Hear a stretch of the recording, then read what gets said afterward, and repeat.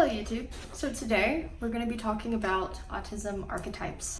In English, I believe, or like literature maybe, there are recognizable characters or archetypes which are umbrellas for those characters that make them more recognizable. So you have the hero, then you have the nemesis. These are recognizable things, like if we're watching a superhero movie. I don't know why I'm having a hard time saying the word specific today. Outside of that, that's what I'm referring to. So in real life, I believe that these archetypes are continued, and not so much like, oh, this person's the hero, but more so like this person is the jock. You know, you have like the dumb blonde archetype, the artist, the person who's like super dark, has dark humor. People kind of fall into these archetypes a lot of the time, and this is like something seen in neurotypicals, but because we all still have brains and personalities, we also fall into archetypes, and I think that they just look a little different. So that is essentially the beginning of this video, just explaining what I'm going to be talking about. Okay, so let's talk about the archetypes of autism. I'm going to talk about the most popular one, which is the one that most people, when they think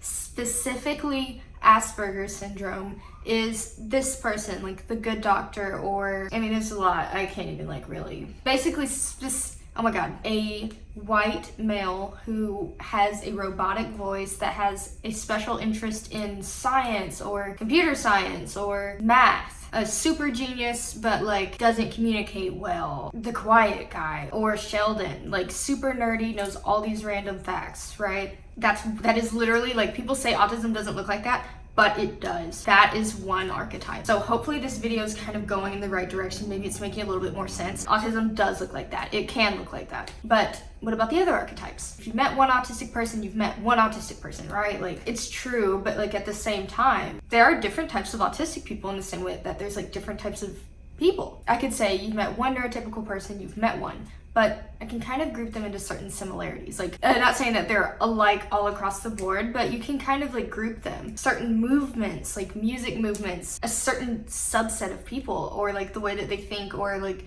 even though they might have completely different lives and blah, blah, blah, blah, they all kind of like group with that. And so that's like an archetype. This is like one of my special interests, so I really appreciate you guys listening, but seriously, the archetypes, right, I keep getting off topic. I'm not making this more than 25 minutes long. Hey Siri, set an alarm for 5 minutes. The different archetypes. So you have this guy. There's also the really bright autistics. And I will give you some examples here of my favorite people on Instagram who are what I would call bright autistics, where you wear bright colors. Not saying that they're all the same, but they all enjoy something that's like more stimulating, I think. It's really interesting.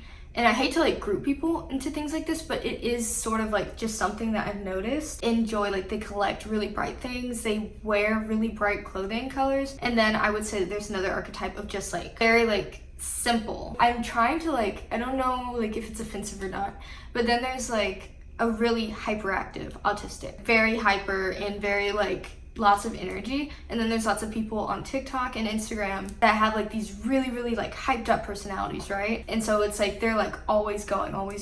And so that's another like archetype in my mind. I'm not saying that they're all alike in the same ways and their lives have been the same, but just that they're like, they kind of present in a similar manner. Then you have the very, very quiet autistics. Not really willing to connect with people, which is literally fine. And either you're like super social and maybe you don't understand the social cues because you're always like talking and maybe not understanding certain things. And then there's like a side of autism where, you know, you have people who are just like very analytical, standing back, not talking to people, and just sort of like, I definitely think differently than these people. And then there's also like people who literally might not observe people at all and just kind of like go on about their lives and literally just like, I don't care, whatever, like I'm in my own world. And so like these are all like, to me, these are very different displays of autism, and yet they are very distinct. And so like it's really interesting because I've noticed autistic people can be social. Autistic people can make friends, but not all of us do. And not all of us have these same types of relationships. And that's when I realized, I was like, well, these people definitely have autism. There's no like argument around that. They most certainly have the autism, but it does display differently. But it also